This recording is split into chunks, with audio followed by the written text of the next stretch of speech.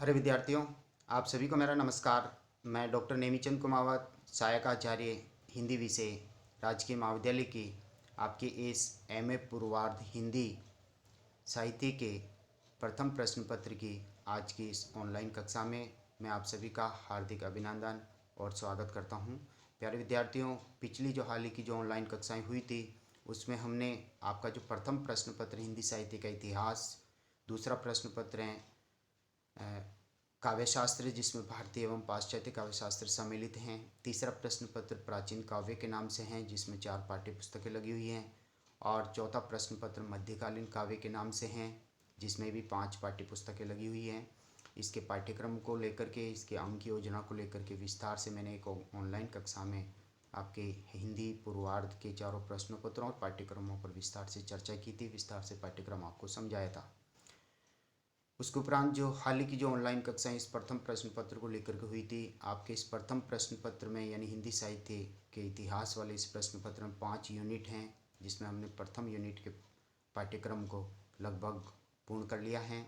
और अंतिम जो प्रश्न यानी आरंभ में हमने काल विभाजन पर मॉडल आंसर के रूप में पढ़ा, फिर आदिकाल की विविध परिस्थितियों को एक मॉडल आंसर के रूप में पढ़ा, साथ ही आदिकाल का नामकरण जो विवादास्पद रहा है उसको भी एक मॉडल आंसर के रूप में पढ़ा, और बीच बीच में हमने आदिकालीन साहित्य, सिद्ध साहित्य, नाथ साहित्य, जैन साहित्य, रासो साहित्य और लौकिक साहित्य पर विस्तार से चर्चा की। और साथ ही ये अंतिम जो एक पाठ्य सामग्री आपकी इस प्रथम यूनिट की जो शेष रही है वो है आदिकाल की विविध काव्य प्रवृत्तियाँ। जो हाल ही की ऑनलाइन जो कक्षा हुई थी उसमें हमने 5 काव्य प्रवृत्तियों पर विस्तार से चर्चा कर ली है, और आज हम आरंभ करने जा रहे हैं 6ठी काव्य प्रवृत्ति, संकुचित राष्ट्रीयता की भावना। तो आइए हम आरंभ करते हैं आज की इस ऑनलाइन कक्षा को। इस काल में वीरता का वर्णन तो बहुत हुआ, परंतु स्वदेश अभिमान और राष्ट्रीयता की भावना का प्राय अभाव रहा है। उस समय देश खंड खंड राज्यों में विभक्त था और इनके शासक परस्पर कलह और संघर्ष में रत रहते थे। वे 10-20 गांवों के छोटे से राज्य को ही अपना राष्ट्र समझ लेते थे, अतः उनमें संपूर्ण भारत को एक राष्ट्र के रूप में देखने की जो भावना थी उसका अभाव था। परिणामतः देशी आक्रांताओं के विरुद्ध संगठित होकर युद्ध करने में भी वे कभी सफल नहीं हुए। पड़ोसी राज्य पर विदेशी आक्रमण होने पर ये रंच मात्र भी विचलित नहीं होते थे कि हमारे राज्य पे तो आक्रमण नहीं हो रहा है। इसी संकुचित राष्ट्रीयता के कारण धीरे धीरे सभी देशी राज्य विदेशी आक्रांतों द्वारा पददलित किए जाते रहे। परिणामतः भारत को एक दिन परतंत्र होना पड़ा। अगली काव्य प्रवृत्ति है कल्पना की प्रचुरता। चारण कवियों की रचनाएं तथ्यपरक न होकर कल्पना प्रधान हैं। ऐतिहासिक पात्र तो इन रचनाओं में है, पर इतिहास नाम मात्र को ही है।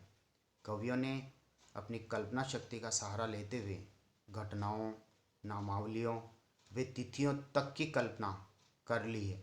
वस्तुतः इन रासो काव्यों में संभावना और कल्पना पर अधिक बल दिया गया है, तथ्यों पर कम।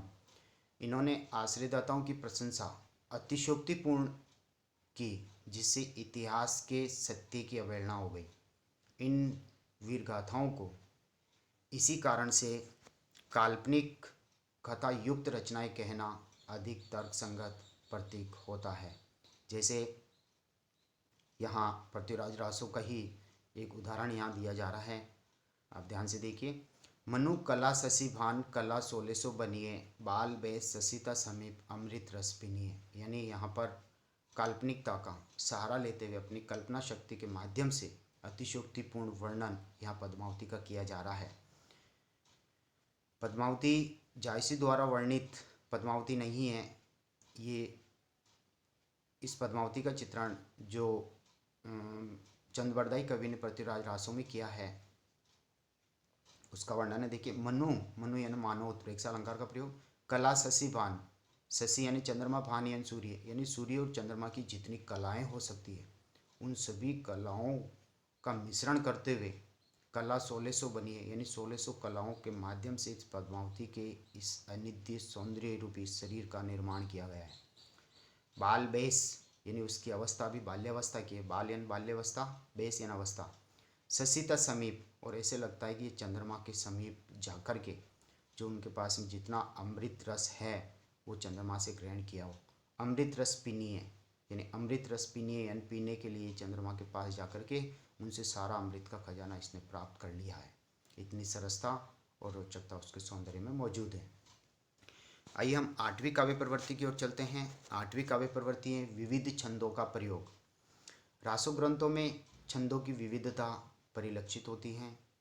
छंदों की ये विविधता हिंदी के न तो परवर्ती साहित्य में मिलती है और न ही पूर्ववर्ती साहित्य में। पृथ्वीराज रासों में अनेक छंदों का प्रयोग हुआ है, जैसे दोहा, गाथा, पदरी, तोमर, तोटक, रोला, उल्लाला, साटक, कुंडलियाँ आदि। ये छंद परिवर्तन मात्र कलात्मकता या चमत्कार प्रदर्शन के लिए न होकर भाव प्रकाशन के लिए किया गया है। छंदों की विविधता के कारण ही चंद बरदाई को छंदों का सम्राट और उनकी जो रचना है पृथ्वीराज रासो को, उसको छंदों का अजायबघर कहा जाता है। आचार्य हजारी प्रसाद द्विवेदी जी ने लिखा है कि रासों के छंद जब बदलते हैं तो श्रोता के चित्त में प्रसंगानुकूल नवीन कंपन उत्पन्न करते हैं। तो इस तरह से छंदों की विविधता का चित्रण इन आदिकालीन कृतियों में, रासो कृतियों में हमें उपलब्ध होता है। अगली काव्य प्रवृत्ति है डिंगल पिंगल भाषा का प्रयोग। आदिकालीन रासो साहित्य में जिस भाषा का प्रयोग किया गया है वह आधुनिक हिंदी से बहुत भिन्न है। अपभ्रंश और राजस्थानी भाषा के जिस मिले जुले रूप का प्रयोग इन चारण कवियों ने अपने रासो ग्रंथों में किया है उसे डिंगल नाम दिया गया है। यानी राजस्थानी भाषा की प्रधानता और शैली की प्रधानता इसमें है। इसी प्रकार तत्कालीन जो अपभ्रंश और ब्रज भाषा के मेल से बनी हुई भाषा को पिंगल कहा गया है।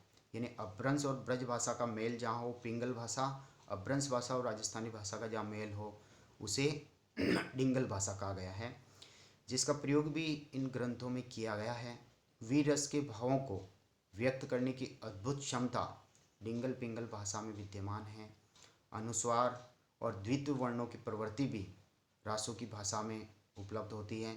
संस्कृत की तत्सम शब्दावली के साथ ही तद्भव शब्दों का प्रयोग भी इन रासो ग्रंथों में हमें प्रचुरता से उपलब्ध होता है।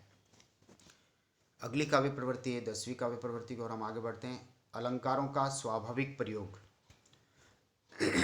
रासो काव्यों में अलंकारों का स्वाभाविक समावेश हुआ है।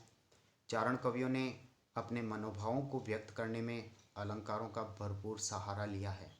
उपमा, रूपक, उत्प्रेक्षा का जैसा हृदयग्राही चित्रण इन रासो ग्रंथों में हमें उपलब्ध होता है, वैसा प्राय अन्यत्र दुर्लभ है।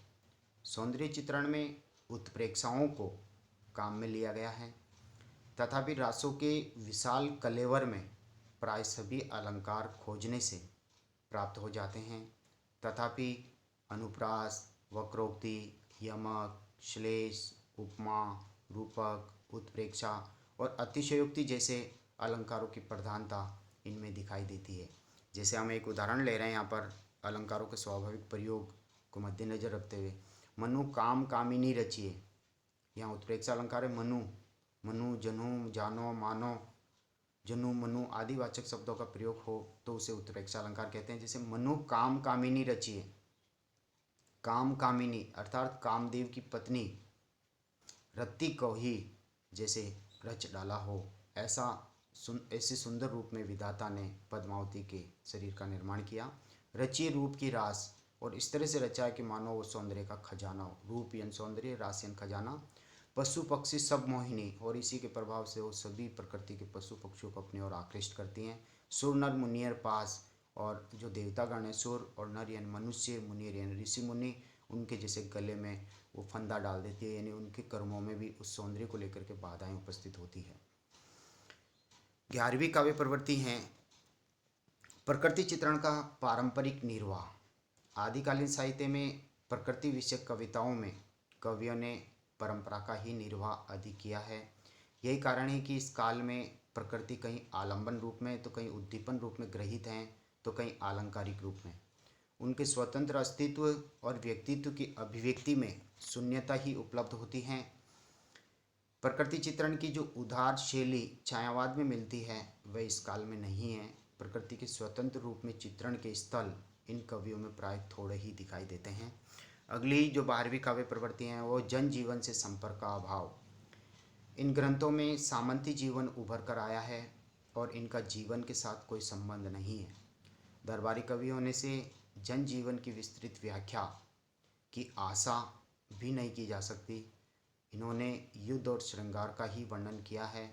उस समय जनता की सामाजिक दशा, वे जीवन मूल्य कैसे थे, किस तरह की परंपराएं, आस्थाएं और मान्यताएं प्रचलित थी, ऐसा कुछ भी उक्त साहित्य में यानी रासो साहित्य में हमें उपलब्ध नहीं होता है। आदिकालीन साहित्य को इसलिए तत्कालीन समाज का दर्पण नहीं कहा जा सकता क्योंकि उसमें अतिशयोक्तिपूर्ण वर्णन हमें देखने को मिलता है। अगली काव्य प्रवृत्ति हैं रासो काव्य परंपरा। इस काल में ग्रंथों के साथ रासो शब्द जुड़ा हुआ है, जैसे पृथ्वीराज रासो, बिसलदेव रासो, हमीर रासो, कुमाण रासो, परमाल रासो, ये साहित्यिक रचनाएं हैं आदिकाल की। तो आदि स्वतंत्र परंपरा हमें मिलती है। इन चरित काव्यों के अंतर्गत कवियों ने राजाओं के उत्साह, शौर्य, पराक्रम तथा प्रेम का वर्णन किया है। अगली जो काव्य प्रवृत्ति है वो लौकिक साहित्य की प्रचुरता भी हमें इसमें देखने को मिलती है, क्योंकि जैन साहित्य भी हैं, सिद्ध साहित्य भी हैं, नाथ साहित्य भी रचा गया और लौकिक साहित्य भी इस काल में रचा गया है। तो देखिए लौकिक साहित्य की प्रधानता कैसे हैं। आदिकालीन साहित्य में रासो काव्य परंपरा के साथ ही लौकिक साहित्य की उत्कृष्ट परंपरा हमें देखने को मिलती है, जैसे ढोला मारूरा धुआ, जयचंद प्रकाश, जय मयंक झस चंद्रिका, ये सभी आदिकाल की रचनाएं हैं। वसंत विलास और खुसरो की पहेलियाँ, वर्ण रत्नाकर, राहुल वेल आदि कृतियाँ लौकिक साहित्य का प्रचुर उदाहरण प्रस्तुत करती है। षड ऋतु वर्णन, श्रृंगार वर्णन और लोक जीवन की प्रस्तुति का बेजोड़ उदाहरण लौकिक साहित्य में हमें उपलब्ध होता है। तो प्यारे विद्यार्थियों, हमने इन 14 उपशीर्षकों में आदिकाल की जो विविध काव्य प्रवृत्तियाँ हैं उन प्रवृत्तियों पर विस्तार से प्रकाश डालते हुए मैंने आपको पढ़ाया है। आप ये एक मॉडल आंसर के रूप में मैंने पढ़ाया है। आपको इसको अच्छी तरह से याद कर लेना चाहिए ताकि आप मुख्य परीक्षा में जब ये प्रश्न आता है तो उसका उत्तर आसानी से लिख के अच्छे अंक प्राप्त कर सकते हैं। अब हम निष्कर्ष की ओर आगे बढ़ते हैं। निष्कर्ष रूप में कहा जा सकता है कि आदिकालीन रासो साहित्य की प्रवृत्तियाँ तत्कालीन परिस्थितियों की देन हैं। जहाँ तक चारण कवियों की काव्य प्रतिभाओं का प्रश्न है वह अपने आप में बेजोड़ हैं। कथा प्रसंगों की योजना, वर्णनात्मकता, भाव एवं रस योजना आदि दृष्टियों से रासो साहित्य अनुपम कहा जा सकता है, किंतु वीर गाथाओं की अधिकता के कारण आदिकाल के साहित्य में कई तरह की न्यूनताएं दृष्टिगोचर होती है। फिर भी शौर्य निरूपण और ओजस्वी भावों की व्यंजना में ये अनुपम रहा है। साथ ही कुछ काव्य प्रवृत्तियों को आप और जोड़ सकते हैं इसमें, जैसे वीरों की गाथाएं जो एक तरह से वीर रस में सम्मिलित हो जाती हैं, चारण कवियों ने लिखी हैं। रासो काव्य सारा सम्मिलित इसी में होता है। प्रबंध मुक्तक काव्य परंपरा भी इसमें है। कुछ मुक्तक रचनाएं हैं तो प्रबंध काव्य जैसे रासो काव्य प्राय प्रबंधात्मक हैं और शेष रचनाएं जैसे वो मुक्तक हैं। और सिद्ध कवियों का साहित्य इसमें सम्मिलित होता है। 84 सिद्धों का नाथ साहित्य भी, जैसे सिद्धों में सरहपाद को हिंदी का प्रथम कवि माना जाता है। नाथ साहित्य इसी तरह से जैन साहित्य भी इसी काल में रचा गया और अन्य फुटकर साहित्य को भी आप इसमें सम्मिलित कर सकते हैं। तो प्यारे विद्यार्थियों, आज की इस ऑनलाइन कक्षा को हम यहीं समाप्त करते हैं और ये अगली जो ऑनलाइन कक्षा होगी उसमें हम आपके दूसरे कालखंड को लेंगे, यानी भक्ति काल से जुड़ी हुई पाठ्य वस्तु को हम पढ़ेंगे। आप सभी को बहुत बहुत धन्यवाद। आप सभी से आग्रह है कि कॉलेज की यूट्यूब चैनल पर अपलोड किए गए इन वीडियोज को आप लाइक ज़रूर करें और चैनल को सब्सक्राइब ज़रूर करें। आप सभी को बहुत बहुत धन्यवाद। साथ ही मैं एक चीज़ और बताना चाहता हूँ कि जैसे ही हम भक्तिकाल को आरंभ करेंगे तो उसकी संक्षिप्त पृष्ठभूमि यह है कि भक्तिकालीन जो साहित्य हैं वो दक्षिण भारत से उसकी लहर आई। उत्तर भारत में रामानंद जी ने उसको फैलाया। कबीर आदि संतों की एक तरह से निर्गुण संत काव्य धारा चलती है और सूफी संत काव्य धारा जो निर्गुण प्रेमाश्रय काव्य धारा कहलाती है। जायसी उसके प्रतिनिधि बनते हैं। और दो काव्य धाराएँ और होती हैं सगुण की, दो उपशाखाएँ, और वो है कृष्ण भक्ति काव्य धारा जिसमें अष्टचाप के सभी कवि और सूरदास जी उसमें प्रतिनिधि कवि उभरते हैं। साथ ही चौथी काव्य धारा है सगुण राम भक्ति काव्य धारा जिसके तुलसीदास जी प्रतिनिधि कवि उभर कर आते हैं और उनकी भाषा ब्रज और अवधि, सूरदास जी की भाषा ब्रज और जायसी की भाषा भी लौकिक अवधि, और संत कवियों की जो भाषा है वो सदुकड़ी बेमेल खिचड़ी के नाम से जानी जाती हैं क्योंकि वो घुमक्कड़ प्रवृत्ति के थे और सभी प्रांतों के शब्द उनकी भाषाओं में मौजूद हैं। तो अगली जो ऑनलाइन कक्षा होगी वो भक्ति काल पे हम लेंगे। आपकी पहली यूनिट आदिकाल को हमने आज की इस ऑनलाइन कक्षा से समाप्त कर दिया है। आप सभी को बहुत बहुत धन्यवाद। Thank you.